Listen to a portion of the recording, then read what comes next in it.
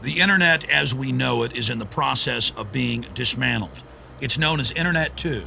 More than a decade ago, a consortium of top tech companies, along with universities and government, began meeting once a year.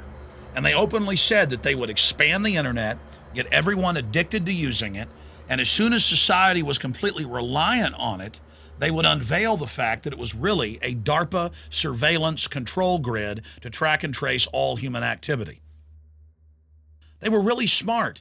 They give you Google Earth satellite system so that everyone gets accustomed on spying on each other.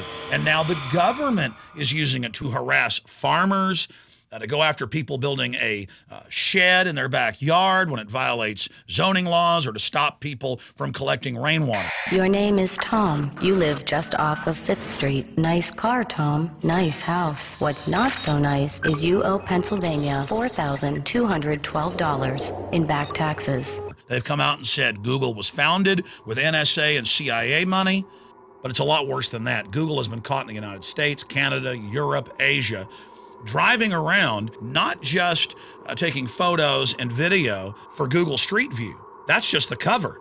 But with electronic mast, illegally violating wiretapping laws, grabbing everyone's wireless data and decoding it. This is a private mercenary army. Just like there's more Blackwater and DynCorp contractors in Iraq and Afghanistan than there are U.S. troops, Google is the quasi-private, quasi-governmental arm of this. Yahoo is to a certain extent and others, but Google from its inception with In-Q-Tel, CIA funding, is nothing but a government system to take over the internet and to steer and control the architecture of the growth and future growth of the web. Net neutrality is the internet. You can go anywhere in the world. All sites are basically equal. You don't have to pay to get access to certain sites. Those sites individually can do that, but to get to their homepage, you don't have to pay any extra money. And so the internet bills you've paid, the cell phones you've bought, the computers you've purchased, all of this has funded the growth of this infrastructure. And now Google and Verizon and others are getting together and openly saying that they will allow companies to pay for premium access on these new networks. So it's basically like a toll road company. We have Centra of Spain coming into Austin, Texas, where I live, buying off politicians and then placing toll roads on existing roads. That's pretty much what this is doing.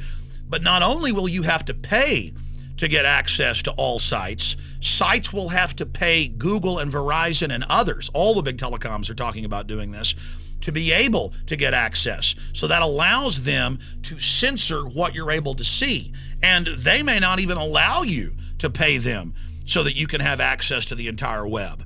And separately, we now have the internet kill switch passing out of committee, very close to passing the Senate. It's already passed the House, and the government says we may have to shut down the internet to save it.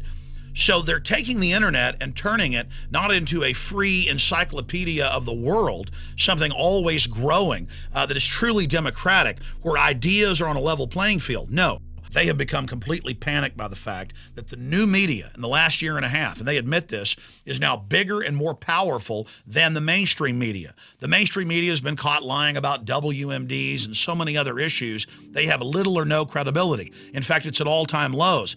So you have this perfect storm of major corporations who are getting their butt kicked by the free market on the web, and the government who's being discredited worldwide, all coming together, whether it's in Australia or England or Canada or the United States or communist China. The same systems of control are openly now being implemented. The FCC saying they're going to regulate the internet. We've got the Federal Trade Commission saying they want to tax the web. And we've got Google and other major providers coming in and saying that they're basically going to have a hostile takeover of the web as we know it and kill it.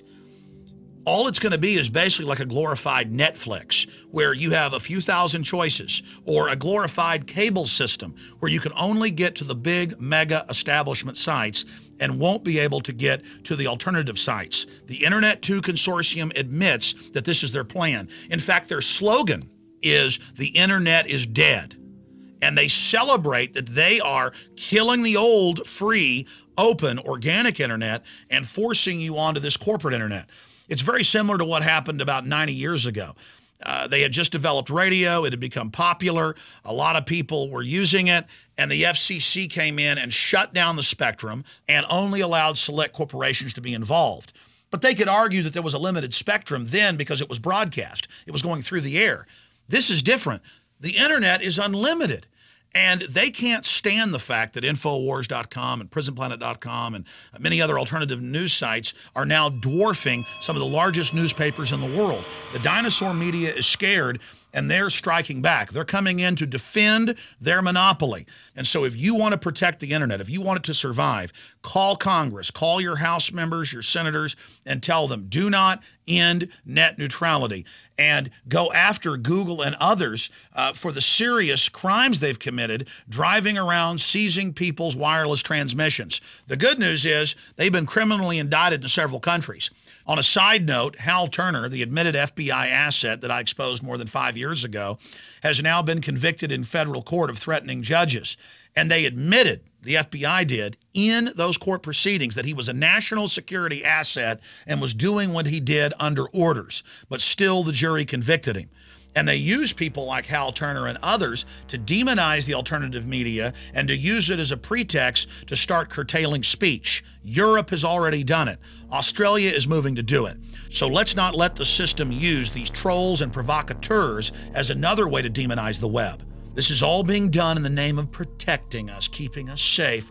We see articles every day that the government's got to pass the Cybersecurity Act and have the power to start censoring or completely shutting down the web because Al-Qaeda or somebody else might hack into the nuclear power plants. There's just one big problem with that. Even the Wall Street Journal has reported on the fact that key infrastructure, military bases, B-2 bombers, coal-powered plants, nuclear plants, submarines, they're not hooked into the internet.